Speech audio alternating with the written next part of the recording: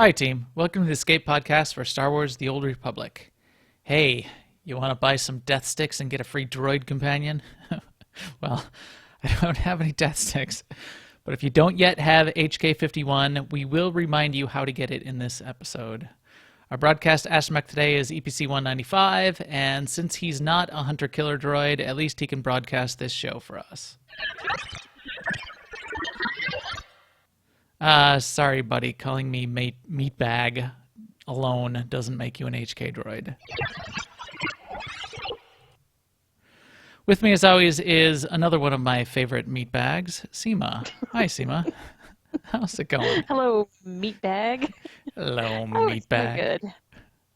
We had a really fun night tonight on our regular ops night. This is actually the first time I think we've ever done the show after one of our regular ops nights. Lately, we've been doing it after MFN, and before that, we did them sort of independent. But yeah, so yeah, we had a fun night tonight. We went and we killed Toth handily. Then we went and did the Group Finder Dread Fortress. So we got a bunch of conquest for that, and then we went and did Toboro's courtyard, or as Koba called it, our neighbor Toboro, which I loved. And got even more conquest points. I'm like 18K of 20K conquest points just from doing ops tonight, so that's happy. I'm happy for that. Yeah, so it's actually been a great ops week because on MFN we did 16-man Kragus Palace, and we had I think we had a full 16-man or maybe 15-man for part of the night and 16-man, but it was a fun time. And then we also did Toboro's courtyard, so yes, it's a week of many Toboro's courtyards. But yeah, it's a good week. How has your week gone, Max? Good. So I was on the road, so I missed MFN, and that's why we moved the podcast. I just posted in Twitter. I think I just said reasons, but the actual reason was I was driving up to Minneapolis to talk technology up there. I drove 6.5 hours up and 6.5 hours back, which I know is nothing for Arvashet, who's in the chat room. But that was a good commute for me, but worked out okay. So I did a bunch of books on tape. I finished up, I finished Pilot X. I finished up the new Scalzi Collapsing Empire book, and I started in on another book, the sequel to City of, well, I'll look it up later. City of Stairs. I forgot what that book series is called, but it's really good. I'll talk about it next week. But Oh, but yeah, I was going to but say, since you brought up books, I finished the second Bobaverse book too, and I actually mm, love the momentum of that pair of books, the first and second. It's really not two separate books. It's like one long book that right, got cut off in the middle, exactly, and and or and maybe and it's continuing. Yeah. yes, maybe two-thirds of a book. I know you told me to be prepared for an abrupt ending on the first book, but it was so funny because I was driving along and listening, and then all of a sudden I hear, "We hope you enjoyed this I know. It's like, Audible book," and I'm like, "What?" no. That was sudden. Yeah. Luckily, I had the second one all ready to go. But yeah, very good story for driving too because it's engaging and kept my interest and Yeah, yeah. fun, and it almost trends toward brain candy because it's not super deep. You don't have to think real hard, but it's fun and entertaining. I hope he writes 50 of those books and I could just keep reading them. Yeah, it was Um, fun and entertaining, and it didn't like I never got to a point where I felt like, okay, he gave up. He's just making up stuff now. It felt like, right. yeah, Yeah, it held together. So yeah. we'll talk about that after too because that was good. One thing I did do in Star Wars last week, though, is I did a ton on my Vanguard. So I've been focusing on my mercenary. I'm command rank 300, and I've been it for a long time. I'm in almost all 246, 248 gear right now on my mercenary. And last week, I forgot that I was going to be out of town. But we switched over to our Republic week for Mandatory Fun Night. So I spent the week getting my Republic character already, and I didn't get to use it, which was disappointing. But I put over 50 levels of command XP on my Vanguard. So I went from low 30s, like I was like 31, 32, and I'm at 85 today. So I did everything there was that could be done. Mostly GSF and PvP to get a bunch of the command ranks. Definitely did the weekly in both of those. I did a little bit of chapters. I did a little bit of planetary, a little bit on Iocath. I finished all of, I hadn't even finished Knights of the Eternal Throne. So I finished that, and I finished Iocath, and did some of the dailies on Iocath. And I've decided, so here's my conclusion out of all of that. Command tiers, at least the tiers, need to be legacy-wide. It is much too long of a grind for an alt. So this is my original character. This is my Vanguard. So I've got my mercenary on the Imperial side and my Vanguard on the Republic side, and I play a lot. And I just did 50 command XP ranks last week, and I'm not even yet tier 2. I'm at 85, and that's just too long of a grind. So I'm doubling down on my feedback that at least at the legacy level, if you hit a tier, then all of your characters should get your alts should get boosted to that tier. I think that would be fair. So when you say that though, get boosted to that tier, what do you mean? That when you get caches, they should be, or when you get crates, they should be the tier? Yeah, or make all of them tier. go up to 90. As soon as one character hits 90, then they all hit 90. And then as soon as the next any one character hits 180, then they all hit 180. Yeah. They all immediately get boosted to 180, so they go up to that next tier. I mean, because if they keep, and there's been clarification, we're sort of bleeding into news now. Keith did say they have no plans on a tier 5 at any time in the near term, and it's probably not going to be part of the roadmap that's coming out. But if they were to go to a tier 5 and we were to go above 300, it would that kind of system would then still continue to scale. Anytime my mercenary so my mercenary is at 300, all of my characters should get to 300. Then they would be getting the tier 4 crates. And then if we expanded into tier 4 to tier 5 and we got to command rank 400, then all of my characters would still be at 300, and then we'd all be increasing up to 400. And the first character that hit 400, then all of the characters would be boosted to 400.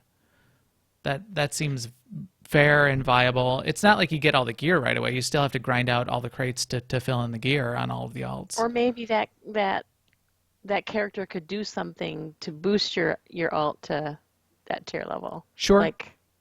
Sure, you're saying sort of some little challenge or quest or buy something command with points. Tokens. Yeah. Spend all of your command. Well, not all. I mean, no, but whatever, something significant. I would buy into something significant to make that happen as well. Spend 2,000 command tokens out of your cap of 3,000 to buy the thing that will take an alt to the to your legacy rank or whatever. I think that makes sense.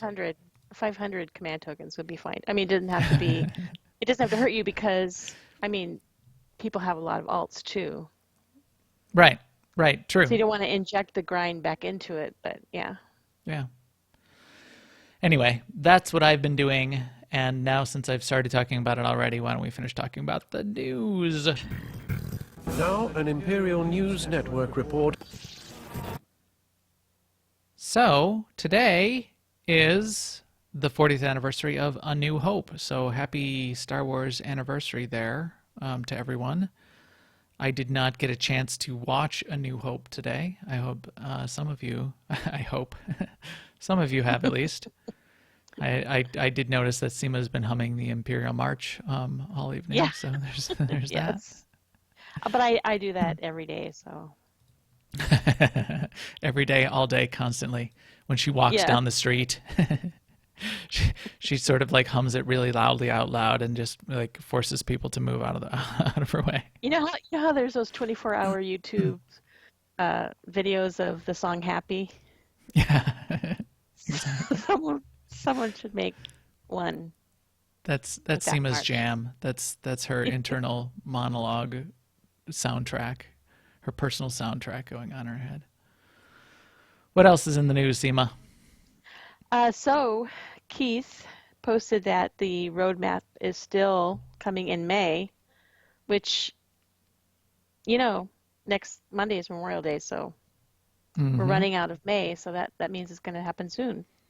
TikTok, Keith, if you're listening, which I know you're not. But yeah, time's are running out. But he posted specifically, and he said it will be in quote unquote May. So that's great. We should see it any day I now. totally buy that he has best of intentions. He said it's in the standard review process. So I'm sure it's the comms people, the marketing people, and maybe Electronic Arts that needs to take a quick look before they make a press release-ish publishing of notes out there. It does take a village. It does. But I'm hoping we get it at least before Tuesday, and then this will be our podcast topic for next week. Also in the Dev Tracker this week, we did get, and this is again today, we're broadcasting here on Thursday. We did get some extra maintenance this morning, which interrupted people's schedules, and that's never fun. Again, Keith doing his good job in communicating extra to the community, wrote out a long post that said, here's what we're doing, here's why we had the extra maintenance. We're in the middle of a data center move, we're almost done with it. We needed to do an extra couple hours this morning. This is why we did it. Yes, we'll try to give you more notice, but we needed to wrap this up to get this data center move done. They were able to get it done a little bit quicker than they thought. They got things back up and running in 75 minutes. Seems reasonable. That kind of data center work, which they feel is going to give them better back-end performance and back-end maintainability. That sounds good to me. So, Right. Also, there was an interesting thread in the forums this week about decorations, availability of older decorations, availability of decorations in general, and ideas for decorations, and some notes about bugs with decorations. And totally, oh, Max put this note here, is probably started because of our podcast last week about strongholds. probably, both all of the people in the community that decided to post in the forums and BioWare's response is all due to us having a podcast talking about strongholds and decorating them. So, yes. If you missed that, you can go back and check our feed. We did talk about strongholds. I feel like we got some good comments back on it. We really could have done 2 hours on strongholds alone. There's just a lot going on there. It's a fun side element of the game. So, in guild and community news, we have a guild, and the community is awesome. What's going on with the guild, Seema? Well, for MFN, we're going to be on ImpSide next week, and then the week after that will be Pub again. We are doing Conquest this week. This week is emergency operations, which is to say that you get Conquest points for ops, and more ops. They're mostly all one-time ones, but still just about every operation qualifies. The repeatable stuff is all the group finder stuff, and then the normal war zones and GSF. On the imp side, we invaded Tatooine, and on the pub side, we invaded Hoth. Exactly. Yeah, that's looking good. We got a ton just doing the group finder because it was also one of the conquest objectives tonight. So that was pretty cool. It was enough with I hadn't played until earlier today because I was out with work, and just from doing a couple war zones and then us doing the couple operations we did tonight, I hit my target. So I am done. As always, we also have our chat room here, hanging out and talking and providing us feedback and info and making sure our sound levels are sounding good. I certainly want to say thanks to that whole crew, and we will talk to you guys after the show. If you are not in the chat room, or more importantly, if you are not in AIE in our guild and not hearing the news of when we're changing up the show and when we're going to go live, you can certainly come join AIE. Our guild info is on aie-guild.org, and you can catch any of our officers in-game, either on the Republic or the Imperial side of Jedi Covenant, with typing in /cjoin AIE-LFO into chat, and you'll join our custom Looking for Officer channel, and we'll get you a guild invite. We would love to have you. And with that, let's talk about this free droid companion I'm hearing all about. Declaration. I have completed a full analysis of my functions, Master. I'm ready to liquidate high-threat undesirables with a 100% efficiency, as the Maker intended. Thank you, HK51. I have to think every time now. So this is HK51. So this is the free companion, and it is, well, relatively free. For one, I think you do have to actually spend some credits, like 50k credits, at some point during this quest chain that we're going to talk about. This mission chain, and there's some significant work that needs to go on. So we'll tell you all about that as well. But HK is a pretty cool companion, and back in the day, he was a great companion because he was a DPS only companion. Now he's just like every other companion that just sort of does the same things across their ability set, and he can be a tank, healer, or DPS. But back in the day, he was a DPS only companion and had a couple special abilities that were pretty cool, including his Assassinate ability, which could take down non-strong mobs with one shot. So that was pretty cool. No, it could take strong. It could Even take strongs silver. too. Silvers Yeah. too, yeah. So I always liked having HK. I've got him on both of my mains, on my Mercenary and my Vanguard. We'll talk about how to get it on all your characters if you want, but if you don't have it yet, there's a mission that you need to complete to get it the first time.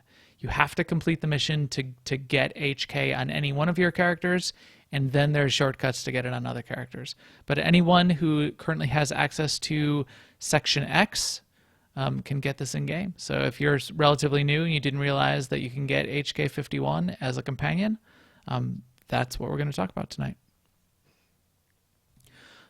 So yeah, just to kick it off, it's a chain of many parts. Do you want to walk us through sort of the overview menu of what those parts are, and then we'll dive into each one, Seema?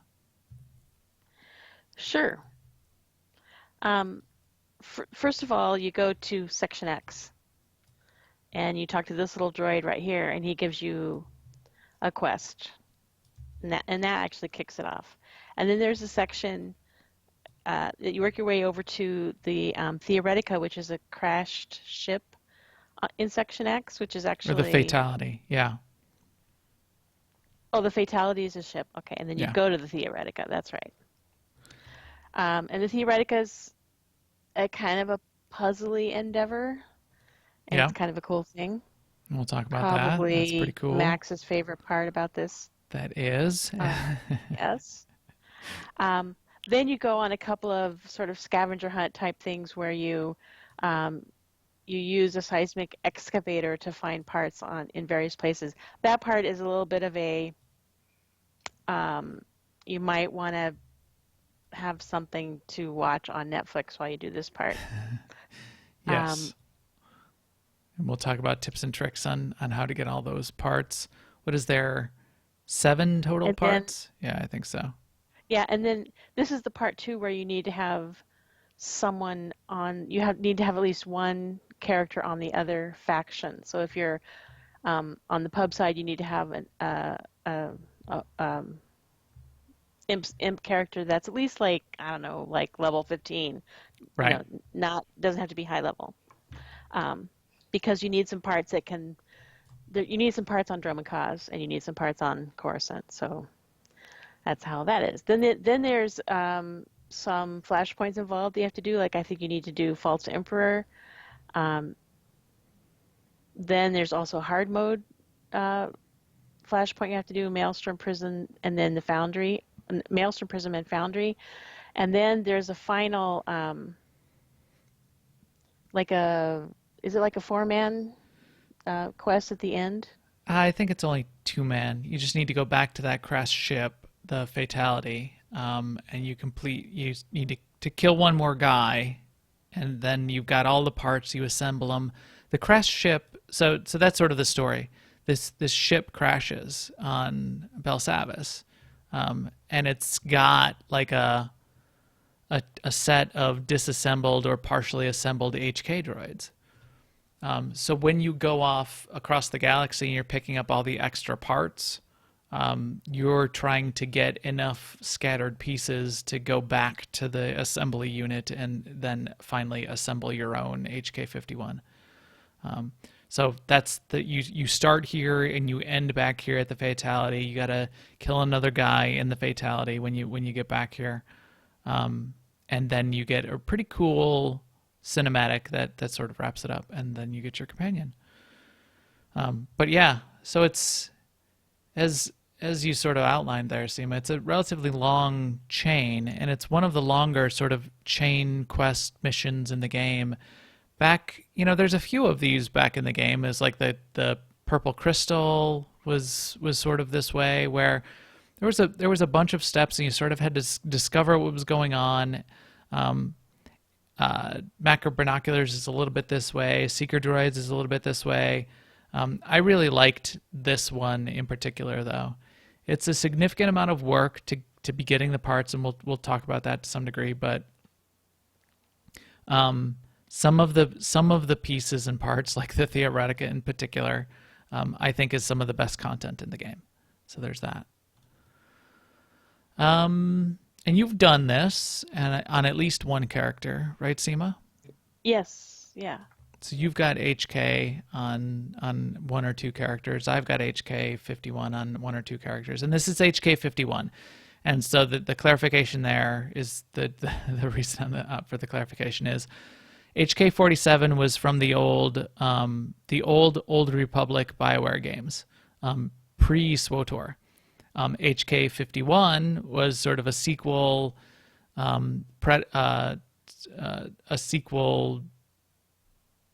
post HK-47 reiteration or new droid that came about based on HK-47, and then HK-55 is another companion, obviously, that you can get, and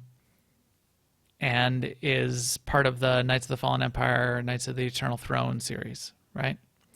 Right. So you still can encounter HK-47 in the game, and in fact, as you do part of this series, you may encounter him as part of what you're doing. He's in what? He's in Foundry or Maelstrom Prison, or both? Yes. I don't know if it's both One or the other, or both. That's correct. So you do get to fight HK-47, and he talks all about his relationship to Revan as part of that.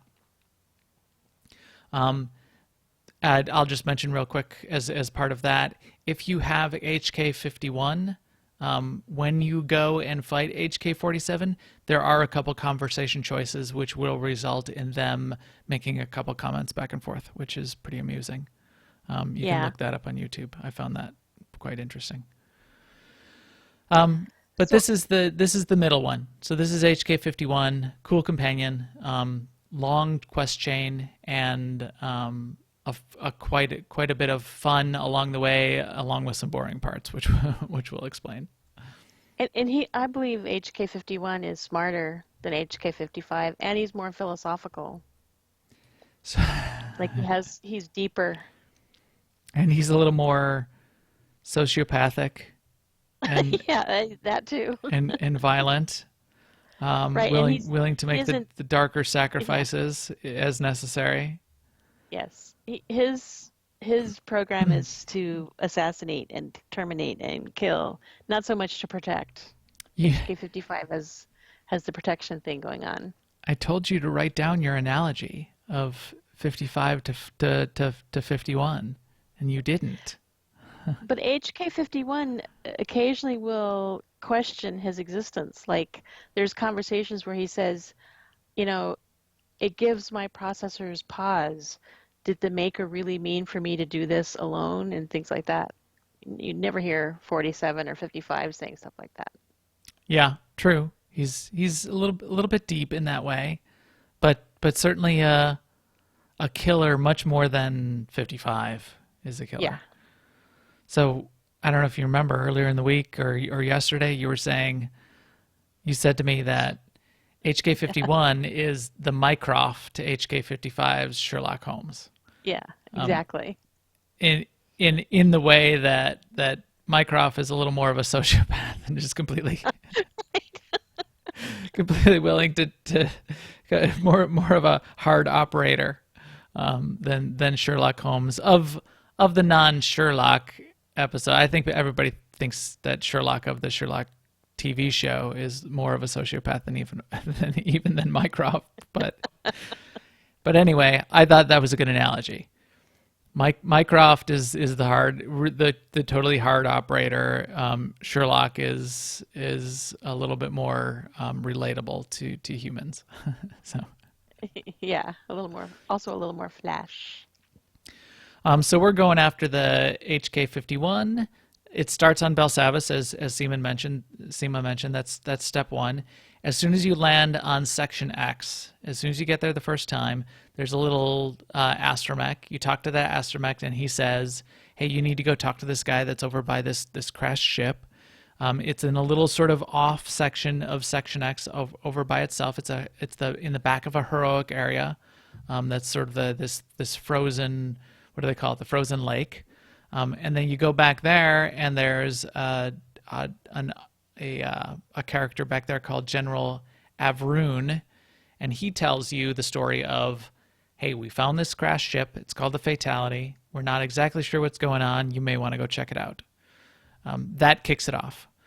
So you come there, you talk to him, you go around the corner, you check out this crashed ship called the Fatality, and it's a little two-man, or they say heroic plus. You might be able to solo it, but it's mostly a little two-man mini sort of flashpoint that you just do a couple things in real quick to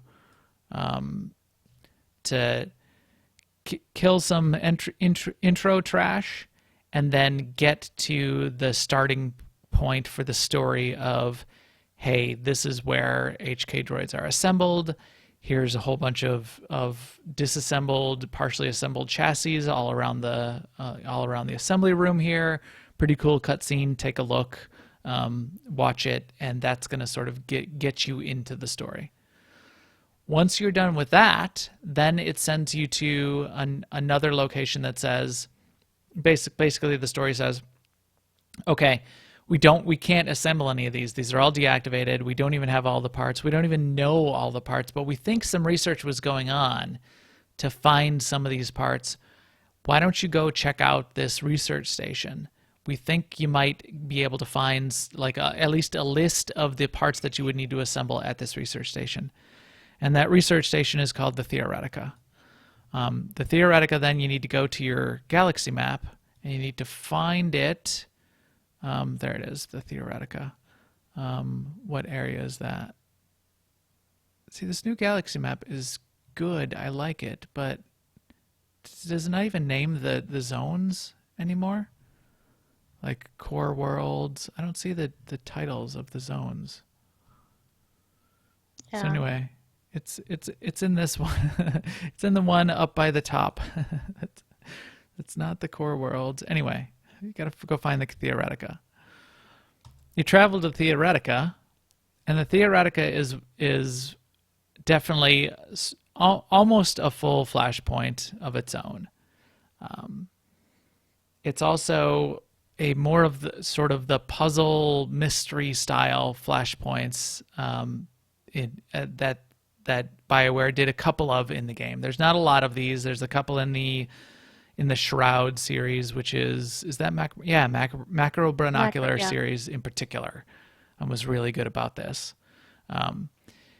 So you go into here and you start looking at some of the data pads that are laying around, and you start looking at some of the vacant rooms, and there's nobody in here, there's no mobs in here, and you're wondering what the heck is going on, and you got to sort of figure out the story. This is one of my favorite aspects of this quest line, is just the mystery of trying to figure out what's going on in here and finding your way through it. And there's some traps and some puzzles, and sort of getting your way through this is a little bit of a challenge in and of itself, and results in you getting the list of parts that you need to construct your HK droid. But I would do at least up to this point, just so you can experience the Theoretica. Even if you don't do the rest of it, even if you don't finish, getting the companion, because this, as I said, is one of my favorite things in the game. So what do you think, Seema? Is the Theoretica also one of your favorite things in the game? Yeah, I actually, I know we're going to mention this later, but once you do this whole quest line and get your HK51, you can do it again to get HK51 on another character, or you can buy them straight out with credits once you've completed this. But I like doing the quest line again. I've never bought them with credits. I just always do the quest line again. Right. Because I like the Theoretica. Right. Right, because you can't come back and do the Theoretica. It's not repeatable. You need to go do it on an alt that is, well, I guess you need to be at least level 50, and then come to Section X and kick it off. So yeah, I would recommend also the first time, you don't have to, but I would recommend going into the Theoretica and doing it blind. Don't look at any guides. Don't hear about the story. Just go in there and see what happens. See if you can figure out what's going on. See if you can figure your way through it. It's not super hard. It's not. No. You don't have to worry about it from that perspective. But you may die, and that's a risk I'm willing to take. Yeah, there's a thing that could kill you. Yeah, at least one. So that's fun. Then when you're done with the Theoretica, basically what you get at the end of that is, hey, now we pulled out of the databanks the list of these parts, these pieces, and where they might have ended up around the galaxy. Once you get that list of parts, you need to then do what Seema described as the scavenger hunt. There's sort of two categories of parts in the scavenger hunt. The first 5 parts just come from, they're buried on various planets. As Seema mentioned, it's Coruscant and Roman Kos, and that's where you need a character on at least both factions. The second faction that you're doing it on needs to be at least level 15, so you can get to Coruscant or Roman Kos or whatever's on that side. And in all of those instances, you're using a little device called the Burba Seismic Excavator. And what that is a device that you can put on your toolbar. You can use it on the planet's surface in the area where you're supposed to be, and you'll have a clue of what area you're supposed to go to. You use the seismic excavator, and it does a little pulse into the ground, and it tells you if there is a part near you. So here's sort of the potentially tedious part of this quest chain. When you're looking for those parts, they don't always show up in the same place. It's in the same sort of zone area, but they spawn randomly around that zone. You need to keep using the seismic excavator and canvassing the area until it pings and says, okay, there's one within 30 meters, and then you can sort of narrow it down, and now you know it's within 15 meters, now you know it's within 5 meters. If you find it and you uncover it, it's available for like 60 or 120 seconds for anyone else to be able to come there and click on it as well. So this is a great thing to do with a group. Now, you remember when we were doing it back at the start, and this is like 3 or 4 years old, I think. Yeah, easily. But we did it with quite a few people, didn't we? Yeah, it's much better with a group because you can be sort of covering the area with your. When you use the seismic excavator, it makes like a circle, and it searches within that circle, sort of like a macro binocular does, or like a secret droid does. So the more people you have, the more ground you can cover because they spawn and despawn too. So it's a chore finding them. Yeah. Yeah, if you take too long, it could potentially despawn. You might have to sort of go back over some of the area that you were looking at. If you're going, I did some of them solo, and it wasn't, it didn't kill me. But it made you stronger. But doing them with a group is a good idea. So that's something you want to check out and do if you can. In fact, as we said, we do our Tuesday mandatory fun nights. I think we might start up the next couple mandatory fun nights to be doing pieces of this HK 51 stuff. So 5 of those parts are on 5 different planets. You need to use the excavator, go to the zone where you're supposed to find it, and find those 5 parts. The 2 parts that are on Coruscant and Dromakas are legacy bound, so that they come in a wrapped package, so you can send it to the character which you're trying to get HK51 on. The rest of them all just end up in your mission tab, so keep an eye out for that. The last 2 parts, you need to do a flashpoint for each of them to get that part. The first one, you need to do normal mode False Emperor, and that's the one, I think. Yeah, that's the one where HK47 is in, and your HK51, if you have it already and you go back and do False Emperor, they'll have the little conversation. I think they basically talk smack about which is the superior model. But normal mode False Emperor, which you could just do with a couple people, you can go through and get the part at the end of that. Is that one at the? I think that one might be like halfway through. I think that one you go through. Yeah. I think that one's it's about halfway through. There's either a box right after. I think a box right after you kill HK47, where you get the part for that one. And then the next one you have to do is Maelstrom Prison or Foundry, whichever is appropriate to your faction. And that one you have to do the whole thing in hard mode. And then after you finish that in hard mode, there's a crate at the end where you get the last part. So those are pretty cool. They're good instances regardless. Good flashpoints if you haven't done them in a while. You might want to just go and do them for fun anyway. Hard mode. We can probably do hard mode Maelstrom and Foundry with just 2 people these days, can't we? I think I think actually you and I have. Yeah, I think we did. What were we up to? But yeah. Yeah, I don't know why we were doing that. We wouldn't have done it without a purpose. So I think all of this you can do with just 2 people for the parts that the group parts. Certainly everything up to hard mode, the hard mode flashpoint. Maybe you can still probably do that with 2 people, as we said.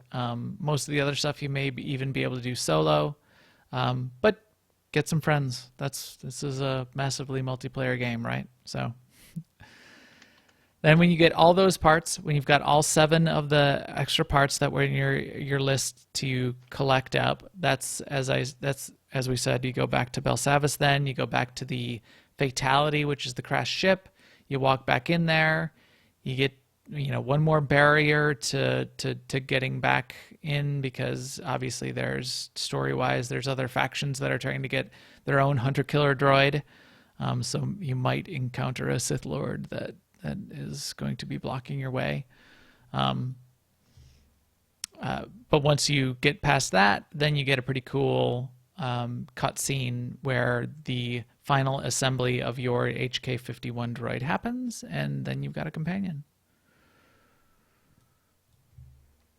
So I see you're still here in the Theoretica Sema. I've got my little flashlight shining on you. Yes, I'm still here. Any other tips great. or comments that you have about the a couple things. One is I like having HK51 because he is one of the companions that you cannot lose. Yes. So if you're wondering who to, get your influence up for crafting or as a companion, whatever, you don't have to worry about HK51 getting taken away by the story, like some of your other companions may have. Right.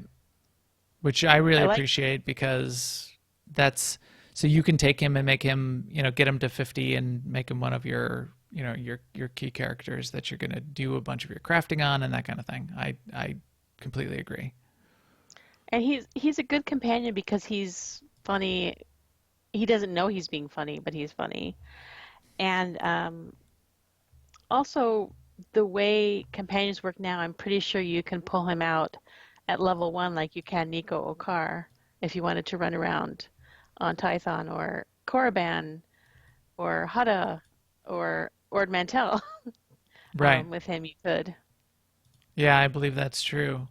Having that kind of companion that you can get to right out of the gate is quite useful. So what did meatbag mean? Well, because I had HK51 long before HK55 was even a thing, I associate being called meatbag with HK51, and I just think that's so much his personality. Yeah. And yeah, I like that aspect of it. I also liked back in the old days, we talked about this already, but he had an ability with a long cooldown, and it was a 5-second prep, channeling time, where he could one-shot silver mobs, which not super useful, but fun to do. I mean, because you can kill a silver mob usually in 5 seconds anyway, but yes, that was fun. Yeah. Yeah. It was cool. He was one of the best DPS companions back in the day. He's still useful. You can still use him as a perfectly viable companion, but all the companion abilities were normalized. Right. The only differences between companions these days are whether or not they're ranged or melee, which is a useful distinction. And HK being ranged is potentially a slightly more useful, in my view, than a melee companion. So that's another reason that you may want to sort of make him one of your primary high influence companions as a go-to companion to be using.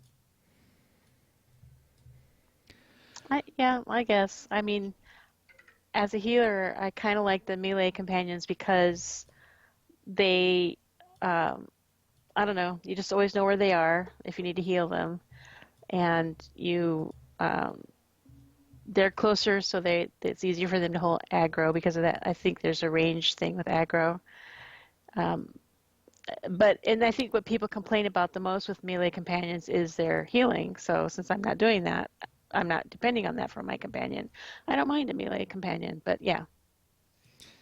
Yeah, I agree for the most part. The part of melee companions that I find potentially problematic is for hard content where they're always standing in junk. Right. Where ranged companions still stand in junk, but a little bit less often.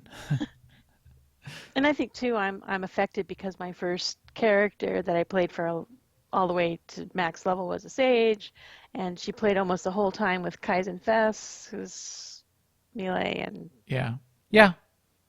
I've had good experience with melee companions, especially in that type of situation where you either need a tank, like I'm playing an assassin and I'd like a tanky companion to be up in their face and grabbing threat, so I can do some stabbing them in the back. But you're right. I'd rather have Nico if I was doing or Treek if I was doing Nico if I was doing like the last boss in the Star Fortress, for instance. Right. Although I always like Nico because he's got the best catchphrases. After this drink. After this drink. I have the worst headache. I have the worst. Shh. I have a bad hangover. What else? Let's see. I think we went through most of my notes. Really like the Theoretica. Use groups of people with the seismic excavator. Did want to say once you have it on one character, you can still do the quest to get it for relatively free with effort on the rest of the characters that you need to get it on, or you can go into character perks and pay 1,000,000 credits, only 1,000,000 credits. Million credits. But you can pay 1,000,000 credits on any character that doesn't have them after you've gotten it once on any character and unlock him for as a character perk on an additional character. I don't think there's a way to do unlock for legacy. No, so it's just a character perk. Right. So 350 cartel coins or 1,000,000 credits, and then you can get him on whatever additional characters you'd like to get him on. And I think that is it. Any parting comments, Seema? So just if you're going to build up your influence on crafting characters, that's Nico, Treek, HK51. Yeah, those are 3 good ones to do because, they'll never get taken away from you, theoretically. Theoretically. And if you've got Shea Vizsla and the new Jedi, the blue Jedi. Right, and if you have her, I guess Zoom also. Oh yeah, and Zoom, that's right. Yeah. So we have a good number now that can do that. Too bad my dog can't craft. That's the only flaw in that. Yeah. Our little act dogs here. Why can't you craft? Bad dog. He uses his drool to make armor. So there you go. There's a sort of a part of the game that you may not have thought of in a long time, or if you're new, you may not have realized is still in there. As long as you have access to Section X, you can go and do this. That's one point I sort of glossed over. If you're playing free to play and you don't have access to Section X, you'll need to purchase that as an unlock, and you can get that from the cartel market to get access to Section X, and they can get in there and kick this off. All right, with that, I think our EBC 195 droid is ready to head out and broadcast this podcast, since he's not useful as an HK droid himself. We need a little astromech hunter killer. That would be a cool addition. That would be awesome. Yes. Anyway, thanks to all of you for joining us on newoverlords.com, on iTunes, YouTube, or live on Twitch. We will stream again next Tuesday night on twitch.tv/newoverlords around 10:30 p.m. Central. Please follow us on Twitter @MaxTheGray and @AIESEMA, and come find us on Jedi Covenant and ask us for an AIE Guild invite. We would love to have you. And we'll talk to you soon. Later, everyone.